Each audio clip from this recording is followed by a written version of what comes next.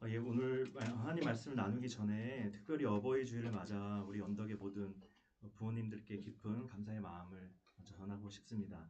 자녀들을 위해 그리고 우리 언덕 공동체를 위해 보이지 않는 곳에서 사랑과 기도로 헌신해 오신 그 귀한 섬김을 하나님께서 그 누구보다 잘 아실 줄 믿습니다. 늘 묵묵히 사랑을 실천해 주시는 우리 모든 교우님들을 본받아 제 자신도 더더욱 형제 자매들과 이웃들을 섬기는 삶을 살기로 다짐하게 됩니다. 한 번 더 우리 언덕의 모든 부모님들께 감사드리고요. 옆에 있는 우리 부모님들이 있다면 우리 박수로서 좀 감사의 표시를 했으면 좋겠습니다. 감사합니다. 제가 오늘 교우님과 나눌 수고하고 무거운 짐진 자들아 다 내게로라고 시작되는 이 마태복음 11장 28절에서 3절 말씀은 교우님들에게 매우 친숙한 본문일 것 같습니다. 이 본문은 지금껏 우리 수많은 그리스도인들에게 큰 위로와 평안을 주는 구절 중 하나로 사랑받아왔고, 특히나 이제 치열한 삶의 현장에 놓여 있는 현대 그리스도인들에게 기댈 수 있는 안식처로서의 역할을 해왔습니다. 그런데 이 본문을 살피던 중 저는 그동안 무심코 지나쳤던 사실 하나를 인지하게 되었는데요. 그것은 바로 이 구절이 다른 복음서에선 없는 마태복음만의 독자적인 기록이라는 점이었습니다. 현대 성서 비평학 용어를 빌리자면 오늘 본문은 마태 자료, 즉 M 자료. 다시 말해 다른 복음서와 중첩되지 않는 마태복음 저자만의 고유 자료에 속하는 구절입니다. 이 본문이 저에게 더 흥미롭게 다가온 지점은 바로 이 구절이 놓인 위치, 즉 배치의 특성이었습니다. 마태복음에만 등장하는 이 고유의 구절의 앞뒤로는 다른 복음서에서도 공통으로 나타나는 내용들이 자리 잡고 있기 때문입니다. 다시 말해 오늘의 본문 일종의 샌드위치 구조 내에 자리 잡고 있습니다.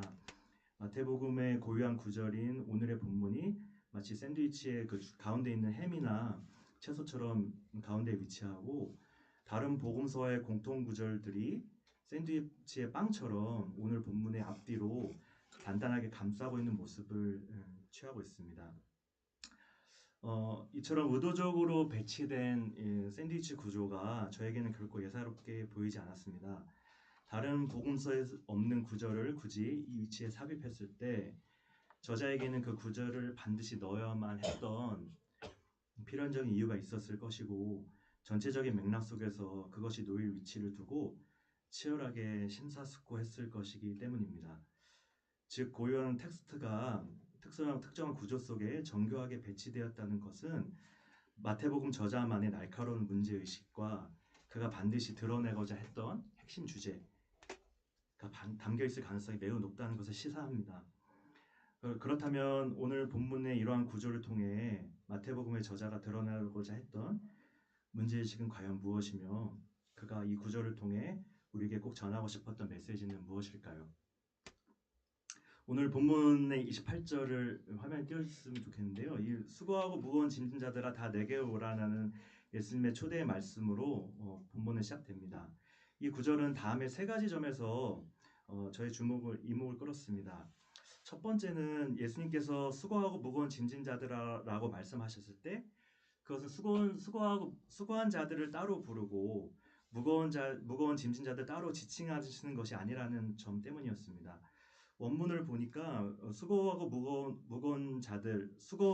자들과 무거운 짐진 자들은 헬라어 정관사 호이로 묶여 있는데, 이것은 수고한 자들과 무거운 짐진 자들이 별개의 그룹이 아닌 동일한 대상임을 지칭하고 있음을 우리에게 보여줍니다. 즉 예수님께서 부르시고 있는 대상은 수고하기도 하고 또 무거운 짐도 지고 있는 이중고를 겪고 있는 사람들이라고 이해할 수 있습니다. 다시 말해 완벽하고도 철저한 고단함에 휩싸인 이들이었다는 것이죠. 두 번째로 저 이목을 끈 것은 예수님의 이 부르심이 우리가 익히 전통적으로 이해했던 어떤 개인적이고 내면한 심리적 위로를 넘어서서 명백하게 사회적이고 공동체적 호명이라는 점입니다. 그래서 헬라어 원문에서 수고하고 무거운 짐진 자들 앞에 개정개혁 우리 본문엔 없는 모든을 뜻하는 수식어, 헬라어 수식어 판테스가 붙어있는 점, 그리고 이를 번역한 영문 성경에서도 수고하고 무거운 짐진 자들 앞에 all you who are라고 하는 복수 한정사가 붙어 있다는 점에서 확인됩니다. 이런 완벽한 복수형의 배열은 예수님의 초청이 고립된 개인이 겪는 사적인 고뇌만을 향한 게 아니라 그 당시 사회적 굴레와 삶의 무게에 짓눌려 이중고를 겪고 있는 당대의 무리 전체를 특정하여 부르는 공적인 선언임을 시사합니다. 따라서 내게로 오라라는 말씀은 파편화된 개인들을 향한 개별적인 구원의 메시지일 수 있지만 거기서 한정될 수 없고 동일한 시대적 고통과 멍해를 공유하는 모든 인들을 하나의 연대이자 새로운 대안적 안식의 공동체로 불러 모으시는 주님의 사회적 초청으로 읽는 것이 마땅해 보입니다. 세 번째 주목할 부분은 수고할 뿐만 아니라 무거운 짐도 지고 있는 이 이중고가 가져둔 고단함의 무게를 성경 본문은 그냥 두루뭉실하게 스케치하지 않고 굉장히 세심하고 구체적으로 묘사하고 있다는 점입니다. 먼저 수고학원에 해당되는 헬라어 코피온테스는 헬라어 문법상 현재 능동태 시제인데 이것은 무언가 불평등한 사회 구조 속에서 그저 살아남기 위해 지금 이 순간에도 쉴 틈 없이 자신을 갈아 넣으면서 자신의 피와 땀을 소진해야만 하는 치열한 수고를 멈출 수 없는 상태를 드러내고 있습니다. 재밌게도 반면 그 무거운 짐진자들은 현재 능동태가 아니라 헬라 문법상에서 완료 수동태로 했습니다.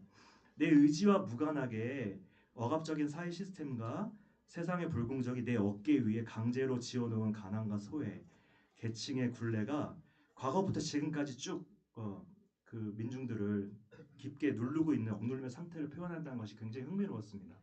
다시 말하면은 그 이중고 자체가 내 스스로도 그 억압된 굴레에 벗어나지도 못하고 눌려 있기도 하고 내가 거기서 스스로 또 그 굴레 안에서 애써서 일하는 그런 어떤 자발적인 어떤 억압 이런 것들이 표현되는 것이 굉장히 특이하게 다가왔습니다. 다시 말해 예수님께서 수고하고 무거운 짐진 자들을 부르셨을 때 그것은 생존을 위해 스스로 뼈를 깎는 듯 일하면서도 동시에 사회가 만들어낸 구조적 모순과 차별이라는 거대한 무게에 수동적으로 짓눌린 채 도무지 빠져나갈 수 없는 철저한 이중구에 갇힌 존재들을 지칭하신 것이라 할 수 있습니다. 주님은 이처럼 무자비한 세상의 착박기 속에서 소모되어 가고 거대한 사회적 억압 아래 신음하는 당시의 팔레스타인 민중들을 향해 당신이 주시는 참된 해방과 안식을 누리라고 초대하고 계신 것입니다. 그렇다면 예수께서 초대하고 있는 수고하고 무거운 짐자는 도대체 당시에 어떤 수고를 하고 있었던 걸까요? 그리고 어떤 무거운 짐을 지고 있었던 것일까요? 다시 말해 그들을 짓누르고 있는 고단함의 본질은 도대체 무엇이었을까? 많은 성서학의 학문적 성과들은 마태복음의 저자와 그가 속해 있는 공동체가 유대교에서 회심한 그리스도인들, 다시 말해 유대계 그리스도인이었을 것이라 추정합니다. 그렇게 추정하는 이유는 다른 복음서에 비해 마태복음에서 유독 자신들이 유대교의 본류라고 주장하는 그 바리새인들 서기관들이 있는데요. 서기관들이 있는 걸 여러분 잘 아실 텐데요. 그 바리새인과 서기관들에 대한 날선 비판과 율법의 본질을 둘러싼 치열한 갈등이 유독 마태복음에서 도드라지게 나타나는 것을 보고 학자들은 이 본문이 그 유대인들 간의 어떤 충돌, 다시 말하면 전통 유대교인들 그리고 회심한 유대계 그리스도인들 간의 갈등이 요 안에 담겨 있다고 보고 있는 근거로 제시하고 있습니다. 이러한 신학적 충돌을 이해하기 위해서는 마체 공동체가 처해 있던 주 1세기 후반에 척박한 삶의 정황을 잠시 조금 더 들여다봐야 될 필요가 있을 것 같습니다. 이미 성서 배경사에 관심이 많은 교님들은 익히 알고 계시다시피 서기 70년 로마 제국에 의해 예루살렘 성전이 처참히 파괴되었고 이후 바리새파 랍비들은 성전이 사라진 이후에 유대교의 재건을 기획하기 위해 팔레스타인 지중해 연안의 얌니아에 결집하여서 소위 얌니아 회의라고 부르는 종교 회의를 열었습니다. 얌니아 회의 이후 랍비들은 우선 유대교의 붕괴를 막기 위해 파괴된 성전 대신 회당 중심으로 신앙 체계를 재편했고 할라카 규정, 다시 말해 모세의 율법에 직접 언급되지 않은 것들에 대한 해석을 한 것이 할라카 규정인데 이 규정들을 더 세밀하게 조직하여서 한층 더 엄격하게 적용하기 시작했습니다. 이 과정에서 예수를 주님과 메시아로 고백하던 유대계 그리스도인들은 자신의 영적 고향이자 사회적 기반이었던 유대교 회당에서 점차 이단으로 몰려 결국 축출당하는 고통스러운 분리 과정을 겪게 되었던 것입니다. 즉 마태복음에 흐르는 긴장감은 성전 상실의 위기를 극복한다는 명목 아래 수백 가지의 차갑고도 경직된 정결 규정들로 백성들의 일상을 짓누르던 랍비 유대교와 하나님 사랑, 이웃 사랑을 율법의 정수임을 선포하셨던 예수님의 길을 따르던 유대계 그리스도인 사이의 대립으로 인해 발생한 것이라고 할 수 있을 것입니다. 마태복음 23장 4절에 이런 구절이 있죠. 예수께서 서기관들과 바리새인들 향해 하신 말씀인데 무거운 짐을 묶어 사람의 어깨에 지우되 자기는 이것을 한 손가락으로도 움직이려 하지 아니한다라고 질타하신 것은 바로 이렇게 할라카 규정을 통해 민중들의 삶을 억압하던 바리새파 유대인들 향한 날카로운 고발이었다고 할 수 있을 것입니다. 오늘 우리가 읽은 마태복음 11장 28절의 위대한 초청 수고하고 무거운 짐진 자들아 다 내게로 오라는 말씀은 바로 이러한 치열한 역사적 지평 한가운데서 선포된 말씀입니다. 그렇기 때문에 예수님께서 말씀하시는 수고함과 무거운 짐을 단순히 개인의 내면의 고민이나 근심, 걱정만으로 환원해서 이해하는 것은 물론 잘못된 해석이나 적용이라고 할 수는 없겠지만 당시 시대와 사회를 입체적으로 조망하는 가운데 새로운 안식 개념을 선포하셨던 예수님의 의도를 충분히 담아내지 못하는 해석이라고 할 수 있습니다.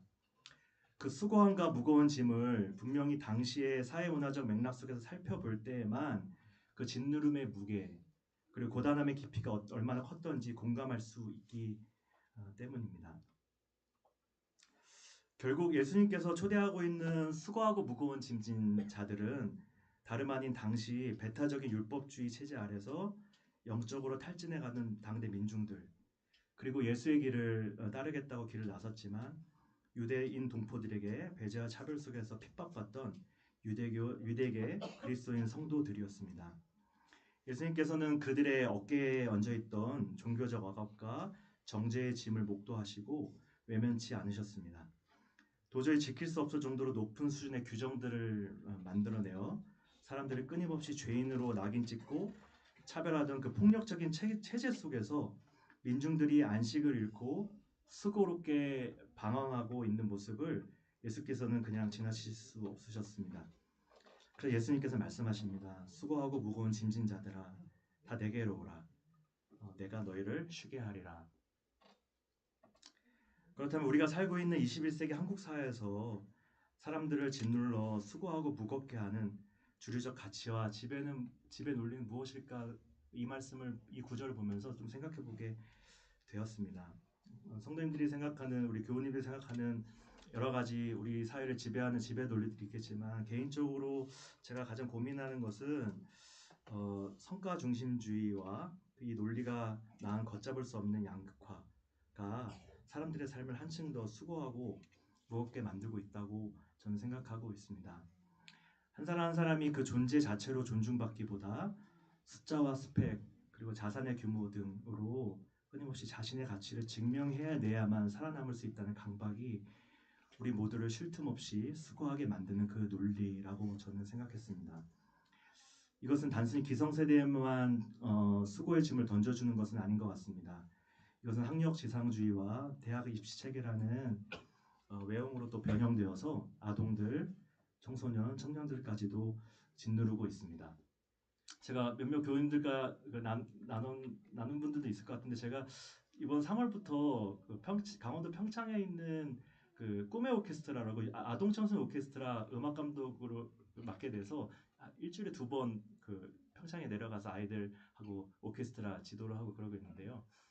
거기가 이제 인구 소멸 지역으로 거기 정해져서 지정이 돼서 그 아이들이 굉장히 없습니다. 그래서 그 아이들한테는 그 오케스트라 프로그램이 방과후 프로그램인데 방과후에 이제 4시부터 7시까지 이렇게 하는 프로그램인데 그 시간에 아이들한테 굉장히 문화적인 어떤 그 충전소 되고 굉장히 뭐랄까 그 아이들 거기 와서 문화적 어떤 그런 소통 이런 것을 하는 굉장히 좋은 프로그램에서 저도 감사하게 일하고 있는데 제가 그 음악 감독으로 맡고 아이들 이제 그 지도하고 3월 지나고 이제 4월 중순 됐는데 처음에 신입단원들 포함해서 한 45명 가량이 있어요. 근데 4월 한 둘째 주쯤부터 갑자기 30명대로 줄어들더라고요. 그래서 내가 잘 못하고 있나 음악하면서 자질이 없나 막 혼자 괴로워 했는데 제가 왜 애들이 줄어드냐고 옆에 우리 그 오래 근무하셨던 코디네이터 선생님한테 여쭤봤더니 아이들이 시험 기간이 됐다는 거예요. 시험 기간이 됐다는 거예요. 근데 재밌는 게 초등학교 애들이 빠진 게 아니라 누가 빠졌냐면 중고등학교 애들이 이렇게 못 오는 거예요. 거기가 이제 초등학교 2학년부터 고3까지 있는 오케스트라거든요. 아이들이 없어서 그 시험 기간 때문에 빠졌다는 거예요. 그리고 지난주가 이제 시험 기간 끝나고 온데 애들이 다시 또 오긴 하더라고요. 다시 왔는데 제가 그래서 야 이거 평창은 그 한 학년의 학급이 큰 학교는 세 학급 적은 학교는 한 학급밖에 없습니다. 그래서 한 학급도 10명 이하예요. 그래서 굉장히 작은 규모인데 아이들이 뭐라 그럴까요? 거기서도 그 어떤 입시 준비 이런 것들이 치열하고 부모님들이 걱정하시고 그리고 부모님이 걱정하시고 아이들도 스스로 걱정하고 내가 평창이라는 그 지역에서 평창이 너무 좋은 지역이죠. 근데 거기서 이제 뭐랄까 뒤처지지 않을까 이 학력에 있어서 그런 고민들 많이 하고 시험 때 싹 빠지는 것을 보고 아이들도 걱정을 많이 하는구나 그런 생각이 들었는데 더 제 마음을 울렸던 거는 이제 시험 기간 끝나고 애들이 왔잖아요. 또 그 중고등학생 애들이 또 왔는데 걔네들이 사실은 너무 오고 싶었다는 거예요. 오케스트라를. 네. 자기들한테는 이 오케스트라가 굉장한 뭐랄까요 활력소래요. 그리고 자기들의 스트레스 이런 것들이 오면 합주하고 오케스트라 합주하고 그러면 굉장히 마음도 풀리고 그런데 그런 결정을 하기가 시험 기간 중에 오는 결정이라는 게 굉장히 어렵다고 얘기하는 걸 듣고 마음이 조금 아렸습니다. 애들도 참 뭐랄까 정서적으로 더 즐겁고 행복한 시기. 사실은 초중고 시기 얼마나 행복하고 역동적인 시기입니까? 근데 그때 다 평창 아이들도 학원 가고 뭐 과외도 받고 뭐 이런 것을 보고서 우리 안에 있는 어떤 그 사회를 지배한 논리가 단순히 기성세대만 이렇게 지배한 게 아니라 아이들에도 그 영향을 끼치고 그런 것 때문에 참 마음이 좀 아팠습니다. 청년들도 또 예외가 될 수 없는 것 같습니다. 매주 캠퍼스와 삶의 현장에서 캠퍼스 현장에서 마주하는 우리 시대의 청년들의 구분 어깨를 보면 이 거대한 지배 논리가 얼마나 강고한지를 뼈저리게 체감하게 됩니다. 이미 너무나 벌어져 버린 양극화에 기울어진 운동장에서 청년들은 우리 사회가 강제로 지어놓은 무한 경쟁과 미래에 대한 불안이라는 무거운 짐 속에 속수무책으로 짓눌려서 소진되어 가고 있는 것을 보게 됩니다. 이처럼 숨막히는 현실 한가운데서 예수님께서는 1세기 당시 팔레스타인에서도 그리고 여전히 21세기 현대 한국 사회에서도 강고하게 작동되는 주류적 지배 가치를 대하여 그리고 그 주류적 지배 가치 아래 허덕이고 있는 이들을 향해 매우 당찬 도전을 하고 계신 것입니다. 왜냐하면 예수님께서 하시는 주장은 지배 논리와 부합하지 않기 때문인 것이죠. 수고하고 무거운 짐진 자들아 다 내게로 오라. 내가 너를 쉬게 하리라. 도대체 예수님께서는 어떤 계획을 가지고 계시길래 이렇게 과감한 제안을 하시는 것일까 이런 생각 많이 했습니다.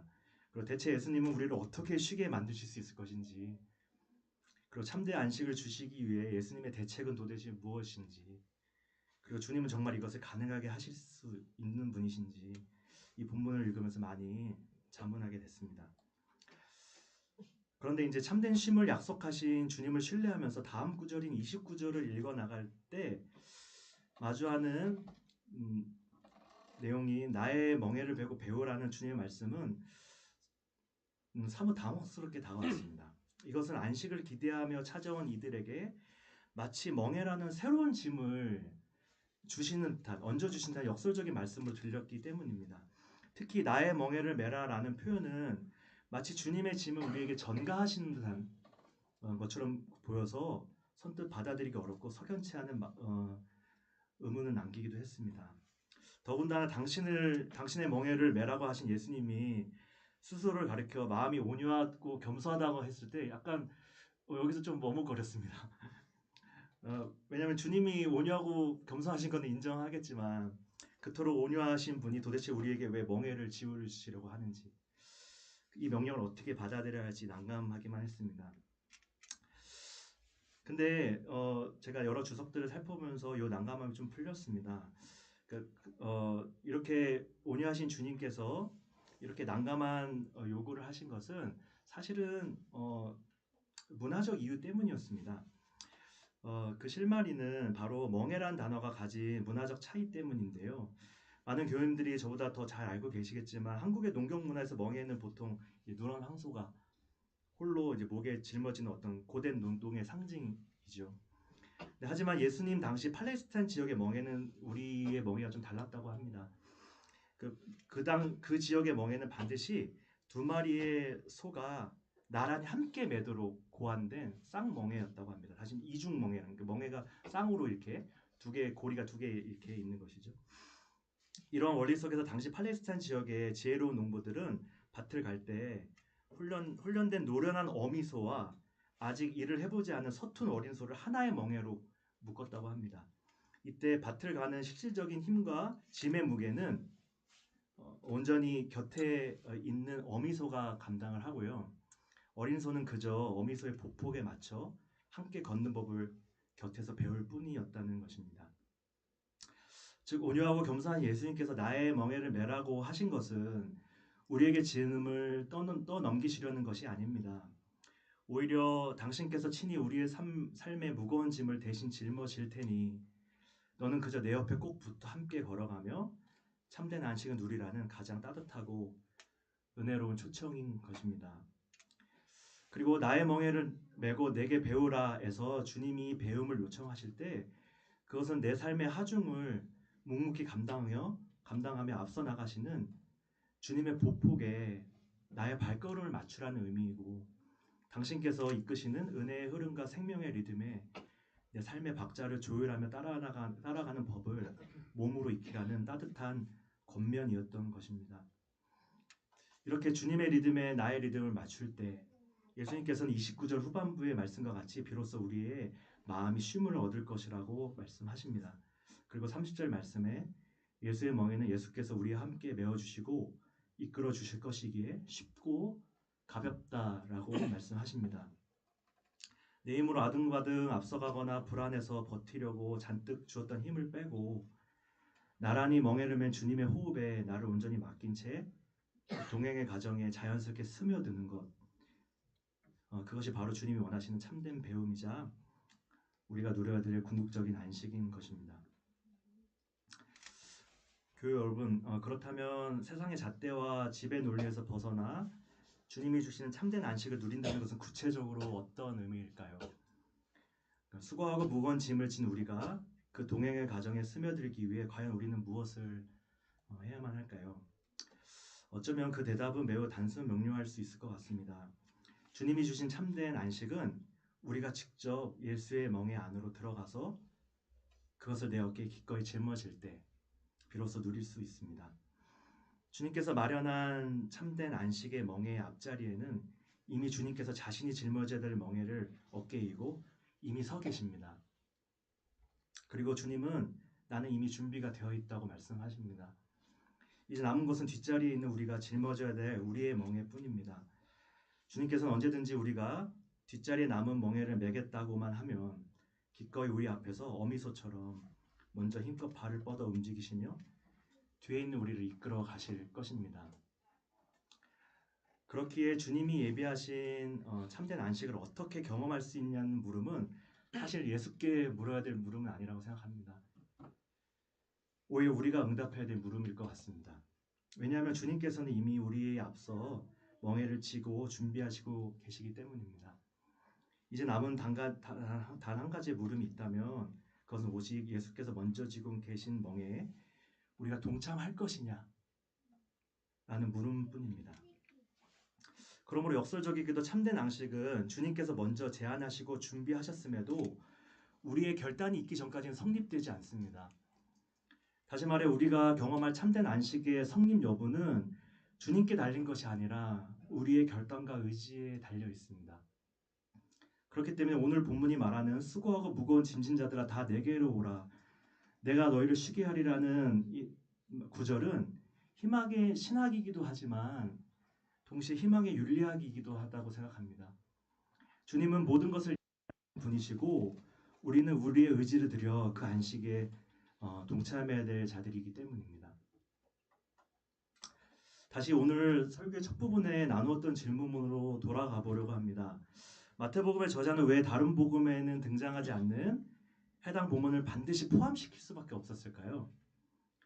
그리고 마태복음의 저자가 이 구절을 반드시 포함시켜 전달하고자 했던 절실한 메시지, 뜨거운 문제의식은 무엇이었을까요?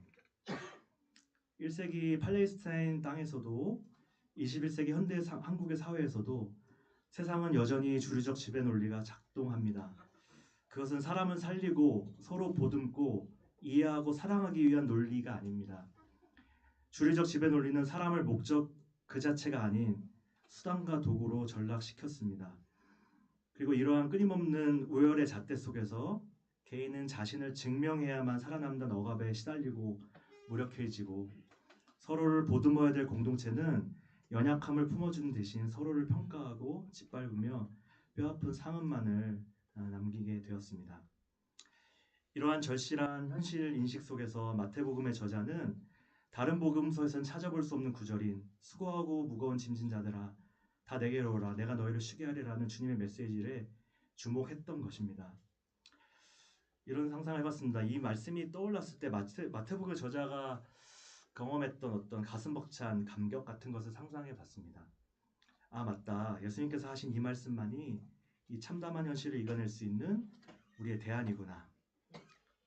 우리를 짓누르는 율법의 멍에를 벗어나 다시 살아갈 수 있는 길, 우리가 비로소 참된 안식을 누릴 수 있는 길이 바로 이 말씀 속에 있구나 하면서 마태복음의 저자는 깊은 탄성을 내뱉었을지도 모르겠습니다. 그렇다면 마태복음의 저자가 찾았던 희망의 대안인 예수의 멍에에 동참한다는 것은 도대체 무엇일까요? 그것은 나의 삶을 세상의 한복판에서 빼내어서 예수님 곁이라는 새로운 배칠 속에 온전히 들여놓는 것을 의미한다고 생각합니다.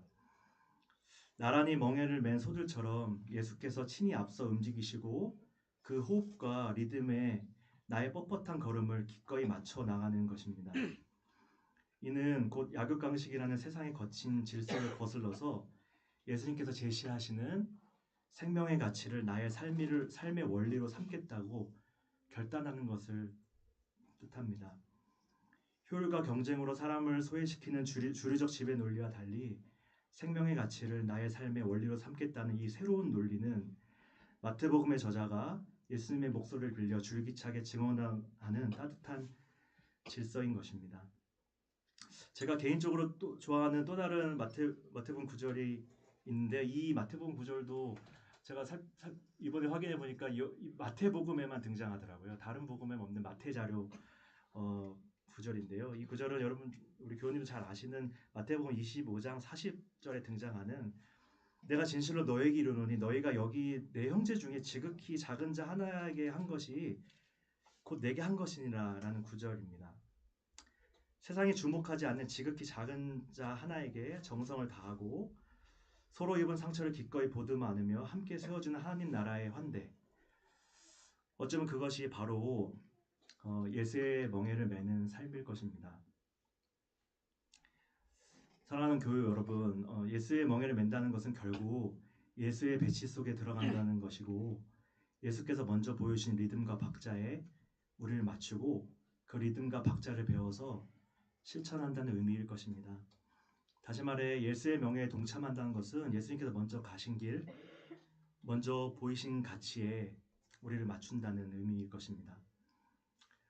홀로 무거운 짐을 지고 버티던 고립된 단절을 끝내고 내 곁에 허락하신 지극히 작은 자들의 연약한 소리에 깊이 공명하고 하나님 나라라는 아름다운 조화의 길을 함께 빚어가는 길, 그 경쟁과 배제의 차가운 잣대를 내려놓고 예수님께서 앞서 보이셨던 따뜻한 사랑의 리듬을 배워 다른 이들과 사회 속에 전파하는 삶, 이것이 바로 예수의 멍에 동참하는 삶이 아닐까 생각합니다.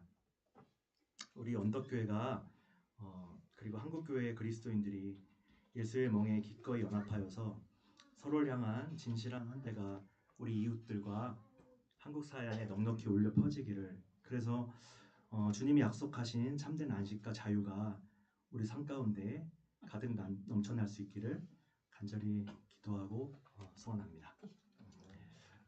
우리 같이 아까 했던 찬양, 예수의 길 다시 한번 찬양하시면서 오늘 말씀을 같이 묵상하고 좀 음미해보는 시간을 갖도록 하겠습니다.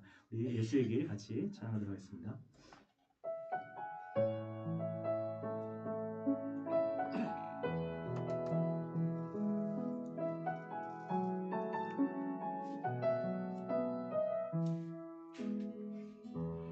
안개 속에서 주님을 보내 아무도 없을 것 같던 그곳에서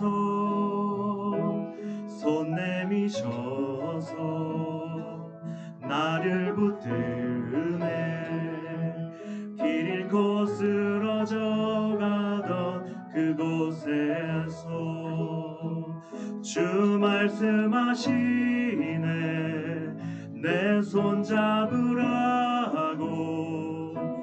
내가 곧 길이요 진리 생명이니 나 그 길을 보내 주 예비하신 곳 다른 길로 돌아서지 않으리 예수의 길 그 좁은 길 나는 건네 주 손 잡고 그 무엇도 두렵지 않네 진 약속 내게 있으니 세상의 길 그 험한 길 승리하네 성령으로 그 무엇도 바라지 않네 저 하늘에 내 소망이 다시 한번 예수의 길 그 좁은 길 나는 건네 주 손 잡고 그 무엇도 두렵지 않네 주님 주신 약속 내게 있으니 세상의 길 그 험한 길 승리하네 성령으로 그 무엇도 바라지 않네 저 하늘에 우리 마지막으로 다시 한번 예수의 길 그 좁은 길 예수의 그 좁은 길 없네 주 손 잡고 그 무엇도 두렵지 않네 주님 주신 약속 내게 있으니 세상의 길 그 험한 길 승리하네 성령으로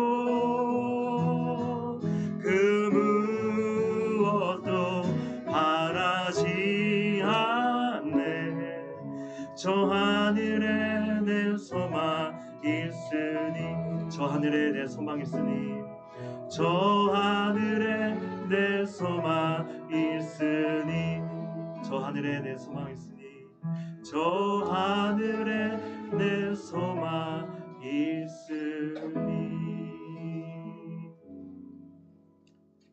이 시간에 우리 같이 한 목소리로 기도하도록 하겠습니다. 이 시간 기도하실 때 우리 오늘 마태복음 말씀에서 주님께서 말씀하신 것처럼 우리의 삶을 하나님께 맡겨드리고 예수의 멍에 우리가 연합하여서 주님께서 먼저 예비하시고 걸어가셨던 길을 우리가 쫓아가는 우리 매일매일 삶이 될 수 있도록, 또 그런 한국교회 우리 전체 그리스도인들이 될 수 있도록 같이 기도해 주셨으면 좋겠습니다. 두 번째로는 오늘 특별히 어버이 주일을 맞아서 우리 언덕에 많은 부모님들을 기억하시면서 그분들께 또 감사하는 마음, 또 그분들의 건강과 또 남은 여생들을 주님께서 붙들어 달라고 또 축복하고 주님께 감사하는 기도를 또 드렸으면 좋겠습니다. 마지막으로 여전히 아직 종식되지 않는 중동의 미국 이란 전쟁을 주님께서 속히 종식시켜 주셔서 그 가운데서 사랑하는 사람들과 삶의 터전 잃어버린 그 민중들이 속히 회복되고 평화를 맞이하고 일상으로 돌아갈 수 있도록